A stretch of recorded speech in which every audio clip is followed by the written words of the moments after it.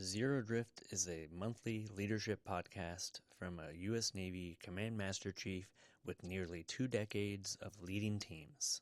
Practical tools tested under pressure for business, first responders, and the military.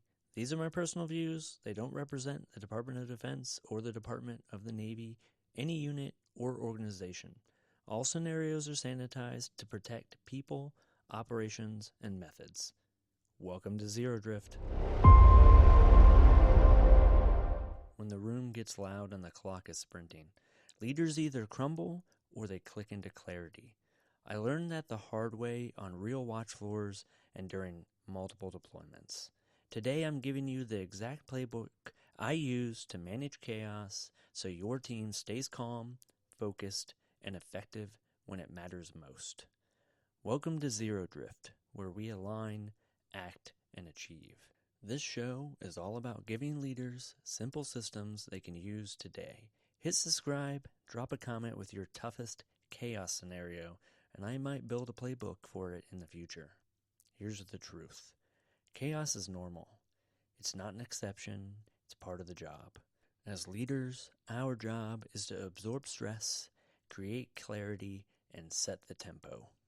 The right leader who can stay calm and direct their team is the difference between success and failure. Anyone can lead when the seas are calm, but real leaders maintain composure during the storm. The end state is simple. The right people in the right place doing the right task at the right speed.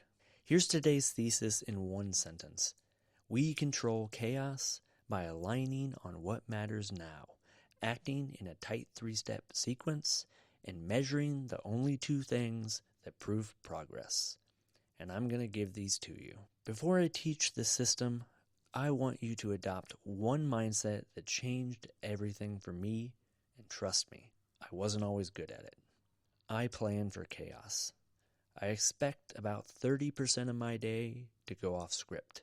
Because I expect it, I don't get flustered when the plan runs amok. I stay calm, I lower my team's stress, and we keep moving. Leaders who add stress are failing the team. Leaders who remove stress create space for focus, prioritization, and adaptation. As a chief on the deck plate, I did this daily. It was my job to put people in the right spot and cut through the noise with clear communication. As a sonar chief, I ran anti-submarine watch teams and had no fixed watch station myself. My job was to be in the right place at the right time. During initial contact, I was shoulder to shoulder with my console operators, giving feedback and helping them detect the submarine. As the problem progressed and we began to localize the submarine, I moved to the Combat Information Center to help direct the maneuvering of the ship. Additionally, we trained with an old system that would freeze right when simulated attacks kicked off. We were graded on a 90-second engagement window. If I freaked out, my operator would too. So I would take one cleansing breath, then give clear, calm orders. The name, the task, the standard, and how much time. We got the shut off because calm stayed calm, and the next task was always clear. As I moved up, the scale grew. I coordinated up to hundreds of sailors during ship-wide drills, simulated fires, flooding, inbound missiles. Same rules, protect people, stabilize process, recover performance. When shit hit the fan, I had to be the beacon that everyone turned to for direction. You have to be that for your team. As a Command Master Chief, I've had to respond to real-world casualties, both of which I was the first responder to suicides, something no leader ever wants to experience.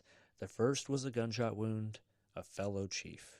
My corpsman, Zach, and I responded and had to immediately render first aid to our fallen brother. It was traumatic, but we had to direct other sailors to call 911 and get help because they froze. We took action and we remained calm. Once the paramedics arrived, Zach and I had to literally wipe blood off our faces and head back to the ship. Then, the captain and I had to address the crew. It was the hardest thing I've ever had to do as a leader, but the crew needed me, and truth be told, I needed them too. Leaders are the beacon for their team when all hell breaks loose. Here's the simple 3-step chaos playbook: assess, prioritize, and direct. First, assess. Your goal is to get an accurate picture fast. Ask 3 questions out loud so everyone hears them. Question 1, what changed? State the change in 1 sentence. Here's an example. The server died. The fire alarm on deck 2 is real. The customer is threatening to cancel their contract. Question 2, what matters? Name the critical asset or outcome. Here's another example. People in the building, containment of a technical issue, or the protection of a timeline. Question 3, what can move first? Identify the action that unlocks everything else. Evacuate the south stairwell. Cut power to rack B. Call the client with a 30-minute honest update. Next, position yourself where the next decision lives. Early in contact, I was with the operators. Later, when the problem becomes maneuver and coordination, I moved to the space where those decisions were made. This is a leader's version of being on the right hill in a firefight. You want to be where the next decision originates. Use the cleansing breath. 1 slow inhale, 1 slow exhale, then speak.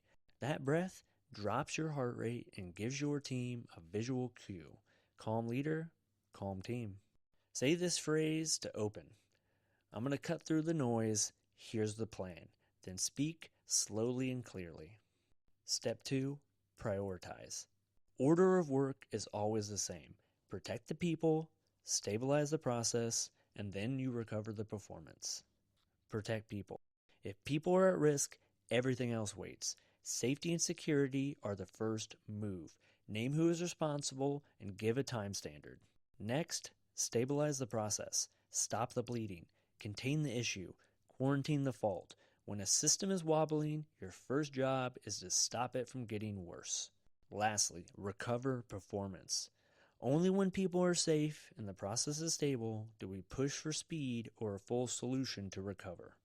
Name the single next task that unlocks everything else. I call this the keystone task. If you're stuck between 2 options, ask which one protects people or stabilizes the system faster. Choose that one. Next, kill the noise. Well-meaning people are going to throw bright ideas at you during chaos. Thank them and park it. Say this: that's a good idea, but I'm parking it over here for 5 minutes while we execute this part of the plan. In the Navy, we say silence on the net. That was a cue for everyone to stop talking and start listening. This could be used by anyone on the team when they needed to pass priority communications. Third, direct. This is where leaders win or lose the moment. Your commands must be simple, specific, and time-bound. Use this exact script. Name, task, standard, time. Here are some examples that you can copy. Team Alpha, secure passageways 5 and 6, 0 traffic, 2 minutes, then check back in. Brooks, call facilities, kill the power to rack Bravo only, 90 seconds, radio when you're done. Frank, compile the issues and ideas, be prepared to brief me in 30 minutes. Meet back in the conference room at 9:30. Tim, call the client, say this: we have an issue, we will update you in 30 minutes, you'll hear directly from me. Document all their questions and text me the list. Do that in 5 minutes. Speak in short sentences. No extras, no panic words. Keep your tone low and steady. People copy your tone more than your words. If you panic, they panic. Every 60 seconds, zoom out and restate the plan in 1 sentence. Here's the format. We're here. The next move is X. Our standard is Y. The time is Z. Then keep it moving. If someone goes off script, do not match their energy. Use a calm interrupt. Say their name, then say this: hey, listen to me. Here's the plan. Repeat it back to them, and then give them the task, the standard, and the time. Don't be afraid to grab a dry erase board or a large surface and put the plan or primary issue on the board and start organizing it together. Someone has to do it, and that someone is you. Here are some word-for-word lines that you can use today. If you're opening the moment, say this. I want the same thing as you do, a good outcome. Let's slow down the tempo so we can fix this fast. To clear the channel, say this. Hold all side conversations, one voice at a time. To reset a scattered team, say this. We're here, the next move is X, everyone take a breath, then execute. To challenge someone being vague and not helping, say it in one sentence. What changed, what matters, and what moves first. To end a loop and get your team moving in a direction, say this. We're moving. If you have critical information, speak now. If not, hold and execute the plan. Now, let's measure only what proves progress. 2 metrics. 1 outcome, 1 behavior. Outcome metric. Time to the first correct action. When chaos hits, how long does it take the team to execute the first correct move? The shorter is better. The first time you practice, that's your benchmark. The next time, be better. If there's an established standard, that's your benchmark. Next is the behavior metric. This is the count of clear commands issued in the format of name, task, standard, and time. The more clear commands usually means less confusion and faster control for you. Lastly is cadence. 2-minute huddles until the system is stable, then 5-minute checks. Keep them short. These huddles are critical to get your team back on track and make sure everyone knows where you're at and where you're going. Here are some anti-patterns that you want to avoid during chaos. The first one is vague orders. If an order can't be repeated without interpretation, it's too vague. Clarity is key in chaos. Give clear, concise direction to your team. Next is leaders adding stress. If their volume is up, their tone is frantic, or they're using way too many words, that spreads panic. I've had to tell people to shut up in the moment.